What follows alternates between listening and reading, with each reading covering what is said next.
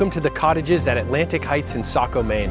This 55-plus community of independent living features 46 privately owned cottages on a quiet campus just 20 minutes south of Portland. What makes it different from any other community I've toured in this state isn't just the pool, or the walking trails, or the on-site nursing home or independent facilities, or you can be on the Amtrak Downeaster to Boston in just under 2 hours. It's that the people who live at Atlantic Heights are the people who own it.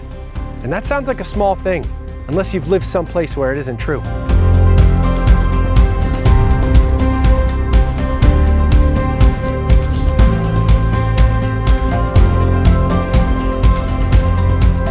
Well, my partner and I, Martha, got together and we wanted to downsize as we were getting older, and we wanted to be closer to the beach.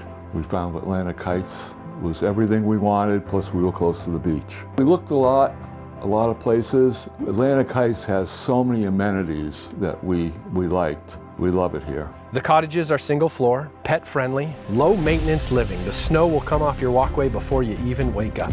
And inside the inn, there's a heated pool, an exercise room. Many clubs and committees can meet there. Your social calendar will be filled every day. And outside, you've got Ferry Beach just a few minutes away. Downtown Saco for the Amtrak, Maine Medical 20 minutes north, the Portland Symphony, the museum, the farmer's market, all of it close enough that you can go on a Tuesday. Today, to go out in the community and see the cottages and see the sun come through the trees, and the grass is growing nice and green, and it's just a nice familiar place to come to, because with the inn, you know, we're not a one-off, or we're not just a one building stuck someplace. You know, you can see the full value and the ambiance of the community. I would say, you know, please don't be nervous.